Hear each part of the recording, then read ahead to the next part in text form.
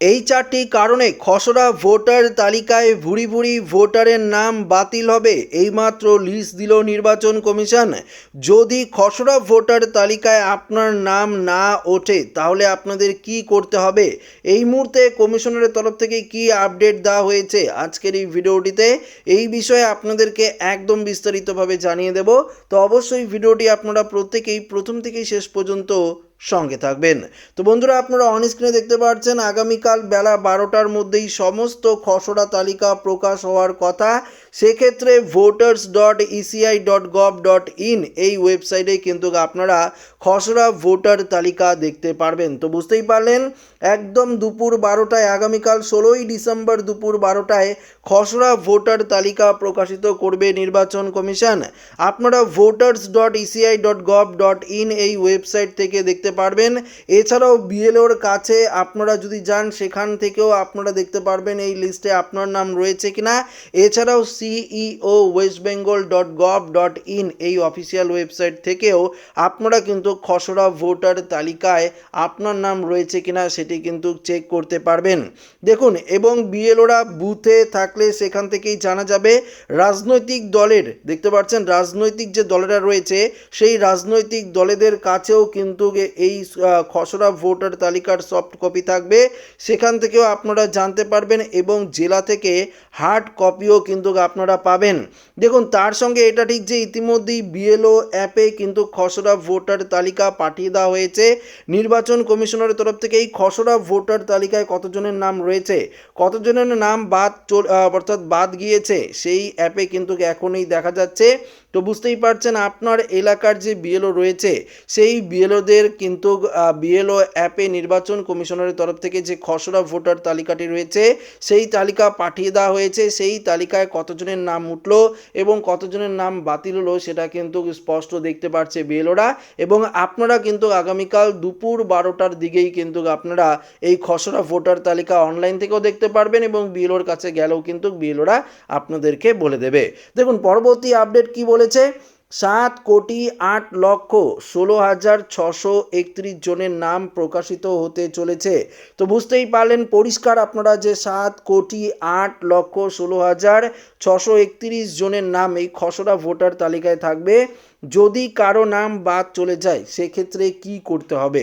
ধরুন ভুলবশত কারণে আপনার নামটি, আপনি বৈধ নাগরিক, তারপরও আপনার নাম বাতিল হয়ে গেল, খসড়া ভোটার তালিকায় উঠলো না, সেক্ষেত্রে আপনার কি করণীয় এই মুহূর্তে নির্বাচন কমিশনের তরফ থেকে এ নিয়েও কিন্তু গুরুত্বপূর্ণ আপডেট দেওয়া হয়েছে। দেখুন, তবে ইতিমধ্যেই 7,08,16,631 জনের নাম প্রকাশিত হতে চলেছে খসড়া তালিকায়।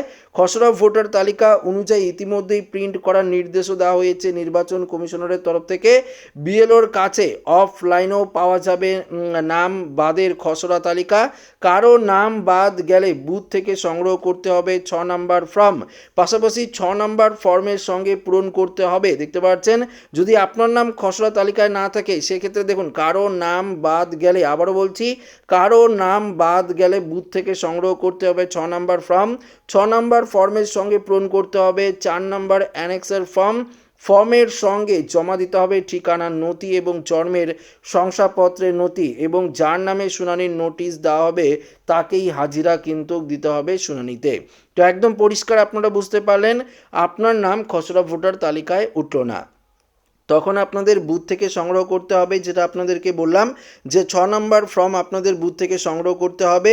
পাশাপাশি অ্যানেক্সের যে 4 সেটাও আপনাদের ফর্ম সংগ্রহ করতে হবে এবং পাশাপাশি আপনাদের প্রয়োজনীয় বৈধ নথি দিতে হবে, যেখানে আপনার ঠিকানার প্রমাণপত্র থাকে, যেমনটা আপনার ডোমিসাইল সার্টিফিকেট দিতে পারেন, আপনার জমির কাগজ দিতে পারেন, জন্ম সার্টিফিকেট আপনারা দিতে পারেন জন্মের প্রমাণপত্র হিসাবে, এবং তারপর আপনাকে শুনানিতে নোটিশ দেওয়া হবে এবং তারপর আপনাকে নিজের কিন্তু হাজিরা দিতে হবে, সেখানে যেতে হবে।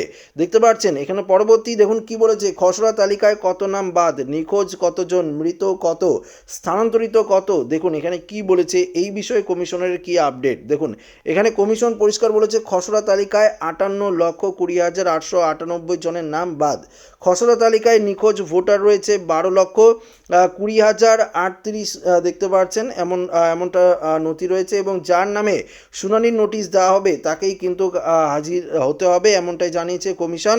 এক্ষেত্রে দেখুন পরিষ্কার বলে দিয়েছে এই 58,020 দেখতে পাচ্ছেন 58,20,000, এই 58,20,998 জনের নাম বাদ গিয়েছে।